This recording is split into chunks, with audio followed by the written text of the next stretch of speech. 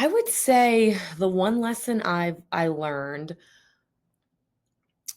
would be, taking everything with a grain of salt. And I personally thought I did a good job doing that when I was in NXT. And like, you just have so many different opinions of who they, whether it's a producer, coach, whatever it may be, of who they think you should be. And I think you yourself know the best of who you're going to be.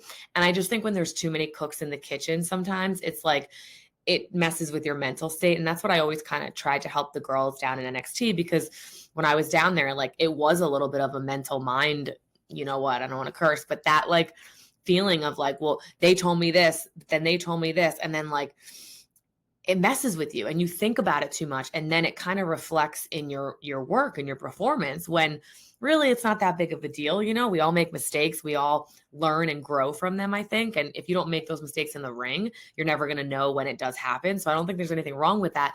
But I just think when there's too many people trying to guide you in who your character should be specifically, that's where it sometimes gets a little tricky. And in my case, in the beginning when I first got to the main roster, it was like, you don't need to be too sexy. You're already so sexy. And I'm like, okay, well, I wasn't really trying to be that sexy. Like, that just is me. But then did it get in my head a little bit that like maybe now I'm like, all right, let's pull back a little bit. I'm too sexy. And then does that core, you know what I mean? Like, it's like one of those things where it really could mess you up. So my biggest advice, and I always tell the young talent, is like, take everything with a grain of salt. You really don't have to listen to everyone. It sounds bad. I know there could be coaches and producers and all that, but at the end of the day, like, the most organic and natural competitors over there and characters are the ones that are authentic and they feel it. When you feel it, it comes off the realest.